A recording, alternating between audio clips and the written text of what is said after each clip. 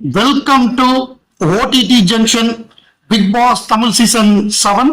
So நம்ம ஏற்கனவே சொல்லியிருந்தோம், நேற்றுக்கு நைட்டு வந்து பூர்ணிமா ஃபேன்ஸ் ஸ்பேஸ் இருக்கு, அதுல பூர்ணிமா கலந்துக்கிறாங்க அப்படின்னு, அதுல பயங்கரமான கண்டென்ட்லாம் நமக்கு கிடைக்கும் அப்படின்னு சொல்லி ஆவலா காத்திருந்தோம். நம்ம எதிர்பார்த்த மாதிரியே பயங்கரமான கண்டென்ட், வைரல் கண்டென்ட்.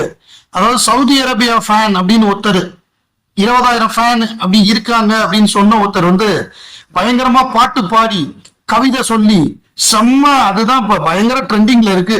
அதாவது அவங்க ஸ்பேஸ்லயே போய் அவங்களையே கலாச்சு, டே நீங்களே உங்களை கலாச்சிக்கிட்டா அப்புறம் நாங்கெல்லாம் எதுக்குடா இருக்கோம் அப்படின்னு நம்ம கேட்கிற மாதிரி இருந்தது. அந்த ஒரு படத்துல வந்து காஜல் அகர்வால் பாட்டு பாடுவாங்கல்ல, இவ கார்த்தி சந்தானம், ஆலினா இளையராஜாவா, அந்த படம் பேர் கரெக்டா ஞாபகம் இல்லை. அந்த மாதிரி பாட்டு பாடி கலாச்சு செம்ம செம்ம ஃபன்னு, பயங்கர. அவரை ஃபுல்லா பாட விடாம அவர் என்ன பண்ணிட்டாருன்னா, அவரோட பாட்டு 20 செகண்டுக்கு 20 நிமிஷத்துக்கு ஒரு பாட்டு, 2 நிமிஷத்துக்கு ஒரு பாட்டை வந்து அவர் போட்டு, இந்த பாட்டு என்ன பாட விடாம பண்ணிட்டாங்க. நான் மட்டும் இல்ல, சவுதி அரேபியால இருக்கிற 20,000 ஃபேன்ஸும் இதை கேட்டிருப்பாங்க, நீங்க என்ன பாதியில வெளில அமிச்சிட்டீங்க அப்படின்னு ரொம்ப வருத்தப்பட்டாரு.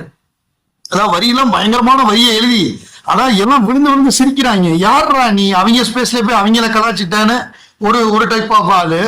அப்புறம் ஏன்டா டே எங்க இருந்துடா வரீங்க, உங்ககிட்ட தள்ளி தாண்டா இருக்கணும், நீங்க யூஸ் பண்றது 1+, உங்களை பிடிச்சிருக்கு 18+க்குன்னு பயங்கர மாஸ் பண்ணிட்டான். வரியெல்லாம் அப்படிதான். என் பிடிச்ச ஹீரோ தனுஷ், பிக் பாஸ்ல நீங்க மாசு. பிடிச்ச ஹீரோயின் த்ரிஷா, நீங்க இல்லைன்னா போயிடும் பிக் பாஸ் புஷ்ஷா.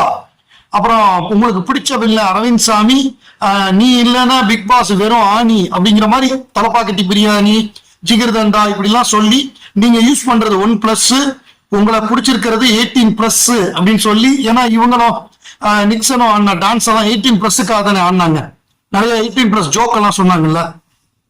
ஸோ அந்த இது வந்து பயங்கர ட்ரெண்டிங்ல இருக்கு. இப்ப நீங்க ட்விட்டர்ல போய் பாத்தீங்கன்னா விழுந்து சிரிக்கிறாங்க எல்லாம், என்னடா அது இப்படி பண்றீங்க அப்படின்னு. அந்த சில பேர் என்ன சொல்றாங்கன்னா, கொடுத்த காசுக்கு மேல ஓவரா கூறானேடா. இந்த ஒரு படத்துல லிவிங்ஸ்டன் வடிவேல் எல்லாம் சேர்ந்து பண்ணுவாங்கல்ல, அந்த மாதிரி பயங்கரமான காமெடியா போயிட்டு இருக்கு. நம்ம எதிர்பார்த்ததை விட செம்ம கண்டென்ட், இது பயங்கரமான கண்டென்ட். அதாவது அந்த ஸ்பேஸ் போட்டவங்களே, நாங்க 2.5 மணி நேரம் ஸ்பேஸ் நடத்திருக்கோம், அதுல ஒரு 20 நிமிஷம் இப்படி ஆயிருக்கு, நீங்க அதை போட்டு இது பண்றீங்களே, வைரல் பண்றீங்களே அப்படின்னு சொல்லி புலம்ப வச்சுட்டானுங்க. அதுல என்ன பியூட்டின்னா, அதுல அர்ச்சனா ஃபேன்ஸ் தான் அதிகமா உள்ள இருந்தது, அதுல உள்ள உட்கார்ந்து இருந்தது. ஒரு 1/2 hour வரை என்ன விட்டானுங்க, 1/2 hourல என்ன ரிமூவ் பண்ணிட்டானுங்க. அவங்களுக்கு தெரியும் இவன் நம்மளதான் ரொம்ப அட்டாக் பண்ணியிருக்கான். அர்ச்சனா ஃபேன்ஸ் எல்லாம் தூக்கி விட்டானுங்க நிறைய பேர். ஒரு கட்டத்துக்கு மேல சில பேர் ஃபுல்லா இருந்தாங்க, அதுல வெளியேற்றப்பட்ட ஆள்கள் நானும் ஒருத்தன். the space cannot be fetched வந்தது. சரி ரைட்டு, பரவாயில்ல, எப்படி இருந்தாலும் இது வந்து ஏதாவது இந்த ஸ்பேஸோட ரெக்கார்டிங் இருக்கும், அதை கேட்டுக்கலான்னு பார்த்தேன். அதே மாதிரி ஏதோ ஒரு சேனல்ல வந்து ஃபுல் ஸ்பேஸோட ரெக்கார்டிங் போட்டிருந்தானுங்க, அதுல கேட்டேன். வலுவான காமெடி. ஸோ இந்த ஸ்பேஸை பத்தி முதல்லையும், அடுத்தாப்புல வந்து பேங்காக் போயிருக்காங்க மாயா, அதை பத்தியும் பார்ப்போம். ஸோ முதல்ல வந்து இந்த ஸ்பேஸ் எப்படின்னா, பயங்கரமான டிஸ்கிளைமர்லாம் கொடுத்த ஆரம்பிச்சானுங்க.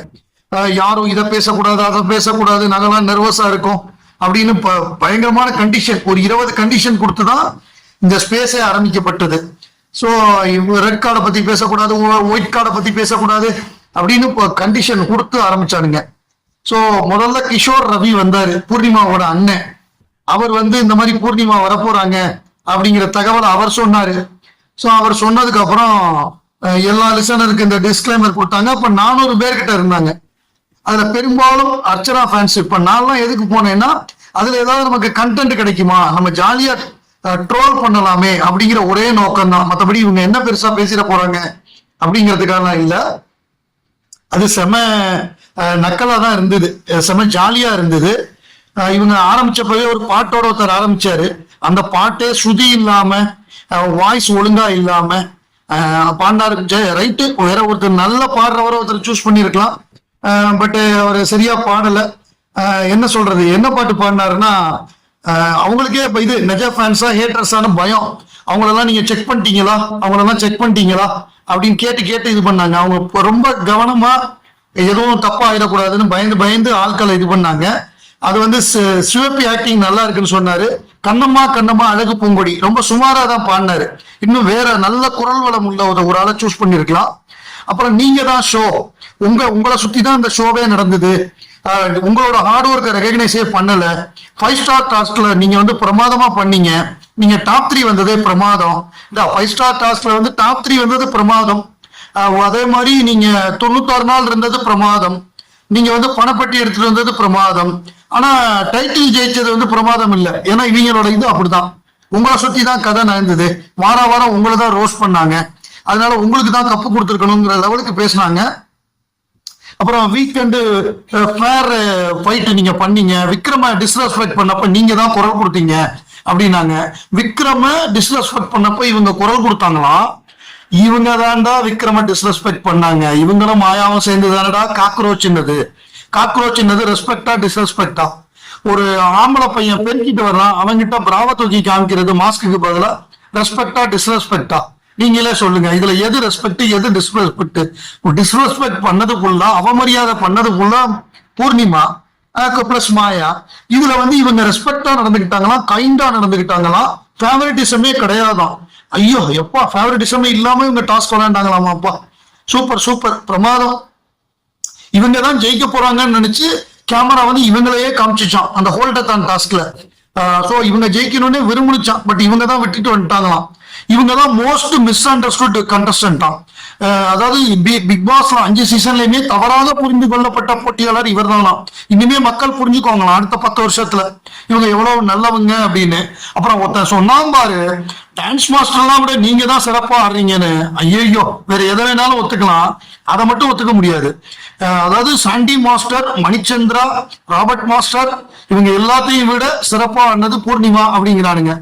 விஜய் வர்மா விட்டுட்டோமே, அண்டா வர்மாவோட சிறப்பானது இவங்க தானா.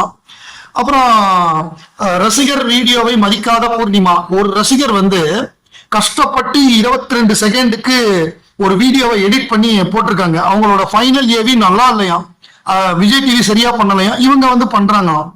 அதை வந்து நான் 5 நிமிஷம் தான் பார்த்தேன், வெளியில போயிட்டேன் அப்படின்னு சொல்றாங்க. சோ இவங்க எந்த அளவு ரசிகர்களை மதிக்கிறாங்க அப்படிங்கிறது இதுல இருந்தே தெரியுது இல்ல. அந்த ஒருத்தர் நல்லா பாட்டு பாடின கவிஞரை பாதியில வேற அனுப்பிச்சிட்டாங்க.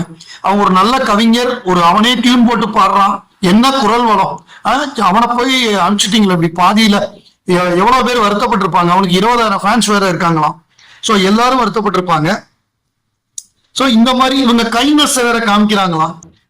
அதாவது கைண்ட்னஸ்னா என்ன தெரியுமா, அந்த டிடிஎஃப் டிக்கெட் ஃபினாலே டாஸ்க்ல நீங்க கலந்துக்க கூடாதுன்னு அர்ச்சனாவை வெளியேற்றின பிறகு அர்ச்சனா வந்து அதுல கலந்துகிட்ட அந்த தீஸ்வரி டாஸ்க், மதுரை ஈஸ்வரி டாஸ்க்ல ஜெயிச்சு அந்த ஜெயிச்ச பாயிண்ட வந்து இந்தா வச்சுக்கோ அப்படின்னு சொல்லி கொடுத்தாங்கல்ல பூர்ணிமாக்கு.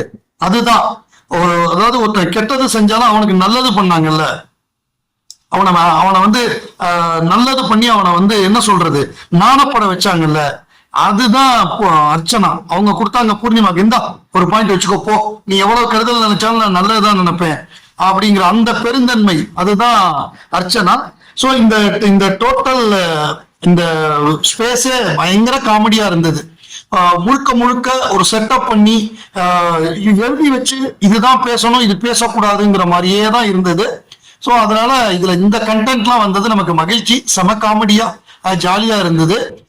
இதுவே கிட்டத்தட்ட 9 நிமிஷம் வந்துருச்சு. அதனால மாயா வீடியோவை தனியா முடிஞ்சா மாயாவையும் ஜோவிகாவையும் சேர்த்து போடுறேன். அடுத்த கண்டென்ட் சீக்கிரமே போடுறேன்.